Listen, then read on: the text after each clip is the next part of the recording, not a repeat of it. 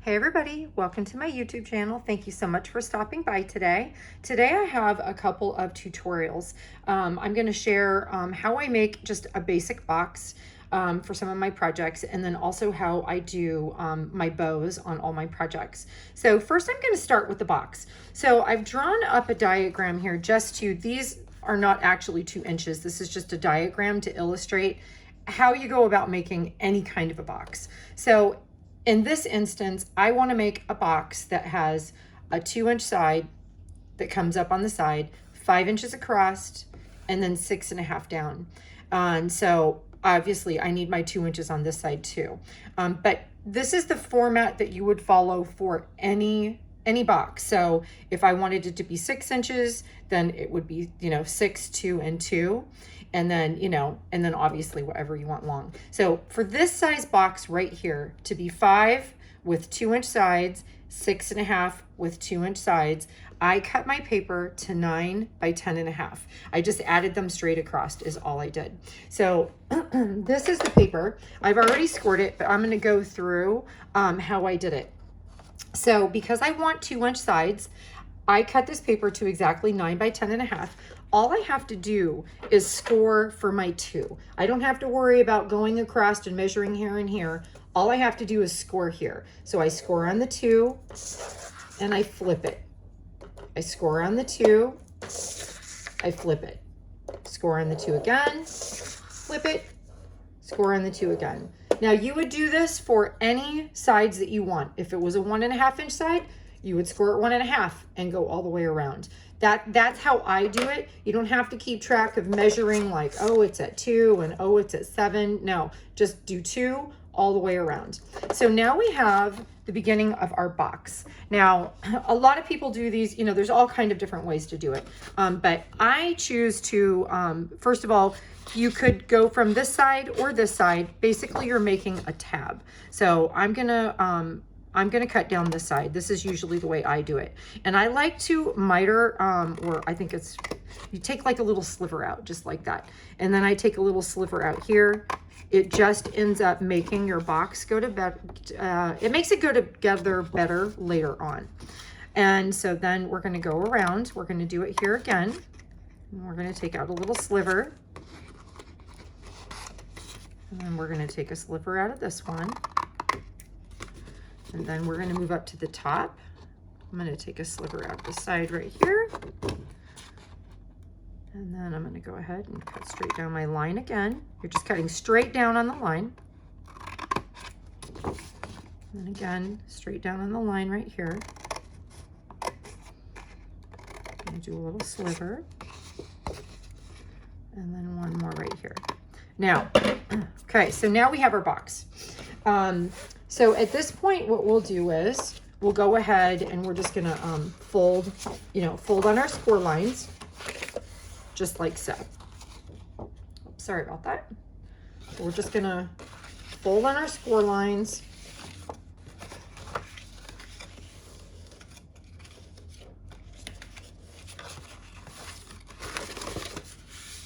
Okay, so now that we've folded on all of our lines, this is what we have left.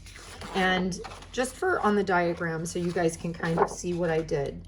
This is where I cut right here. So I took a sliver here and I took a sliver here. So this is where I took my little slivers on all the sides. Just so everyone can see in the diagram, this is where I did it. And this is what you'll end up with. And you could have cut those the opposite way. You could have cut them, with your sliver here instead. This is just how I generally tend to do it. Okay, so now we've got our piece. This is the beginning of our box. And then all we do now is we're really just taking our sides and we're gluing it together. So that's what we're gonna do. So we're gonna take our little flaps and we're gonna take it, and then we're just gonna glue it together just like so. And then we're gonna glue our next flap. And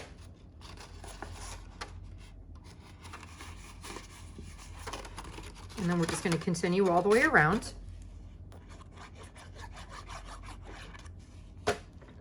So we have all 4 of our flaps done.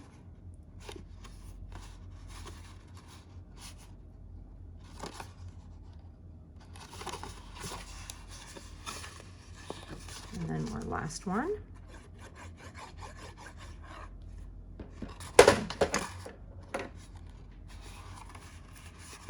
Okay, so now we have our box made. It's completely done now, so there we go. That is our box. That is how simple it is. It really is super simple. Now, if you were going to, obviously you're gonna do some layers because you're gonna, this is just a piece of cardstock, and you're gonna wanna make this thicker. So what you would do at this point is you would take your layering pieces, and depending on the size of your box is what you're gonna want them to be. So I like a very small little, edge, like you want to leave like a little border.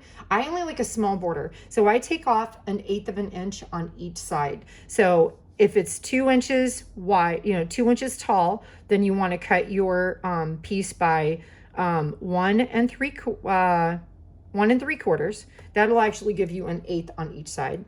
And then this is 5 inches across. So again, you want to do 4 3/4. So you're just taking off 1/4 inch on each side.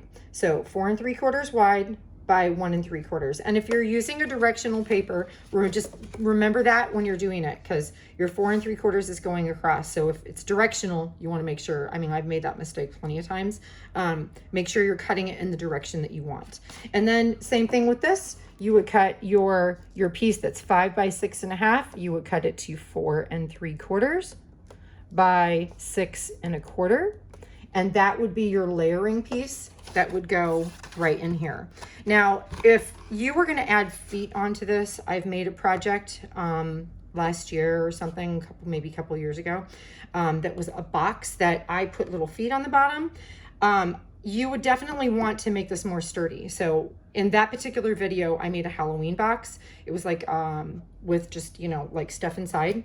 I used a piece of chipboard. So I put a piece of chipboard here, cut to 4 3/4 by 6 1/4, and then I took a piece of patterned paper and I layered it on top of that chipboard. And that will, between this piece in here and then that would give you a nice sturdy box.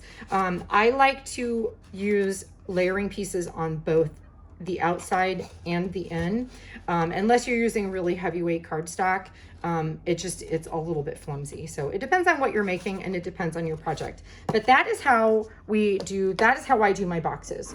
So I hope that if anybody has any questions, just feel free to leave them in the drop down box, and I will answer you in case that wasn't clear. Okay, so now my little seam binding bows. So I use seam binding almost exclusively on my bows. I have tons of ribbon, but I like the way that seam binding, it just looks perfect. So I use seam binding for everything. You can get them done pre-crinkled on Etsy. They're not super expensive. I kind of figured out what my favorite colors were, and I have mine in rolls. You can actually get them. You can Google them on Etsy. It's like, I think the company is Ribbon Stop, and you can get an entire roll with 100 yards for, I think it's like $16 or something. It's a lot cheaper to do it that way than it is to buy them pre-crinkled. But the nice thing about getting them pre-crinkled is that you can try out a whole bunch of colors without a big investment.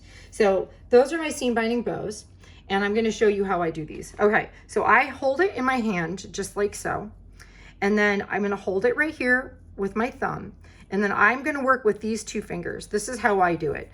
You can use a utensil. I just find it a lot easier to do it like this. So then I'm going to wrap it around my finger and okay, let me try that again. So I'm going to go over the top, in the middle, over the bottom, back into the middle, over the top, back over here. Now I'm going to hold it like this. I'm going to trim my tail, and then I'm going to come back from underneath.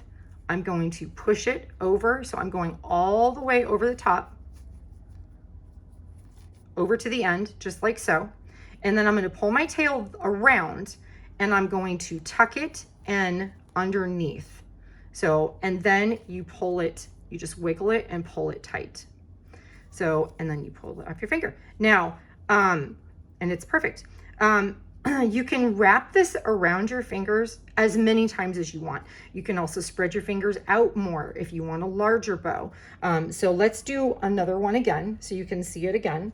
So again, I hold it with my thumb, and then this time we'll go around 3 times. So here I am, I'm going over the top, up through the middle, over the bottom, up through the middle, over the top, up through the middle, over the bottom, up through the middle, over the bottom, up through the top. Now I'm going to hold it because I've made my full 3 loops. I'm going to cut my tail. I'm going to put it in over the end. So you'll see that you've got that right here. Taking my tail from the back, I'm looping it underneath, and then I'm going to pull it tight. So this will give you an idea of, this is a bigger bow and it's also 3. So, I love the seam binding. It has so much character with all the crinkles. And it's really easy to hand crinkle on your own. So that's the difference of, doing, holding your finger slightly more out and just using more. I'm going to show you one more time, just so you guys, I want to make sure you guys are seeing it. So, okay, so I'm holding it with my finger. Okay, so we got there. I'm going over the top, up through the middle, over the bottom, up through the middle, over the top, up through the middle, and then I'm gonna grab it right there. And like, as you can see, you have 1, 2, 1, 2. So that's how you know, like, you've got your loops. This is gonna be 2 loops. And then I'm gonna go bring it up, just like I would, bring it up, cross over to the other side. Now my tail's hanging out the back, pulling it up, and then I'm going to tuck it right underneath, right there, and then just pull it tight. And there it is. So cute. I love these bows. I think they're so fun.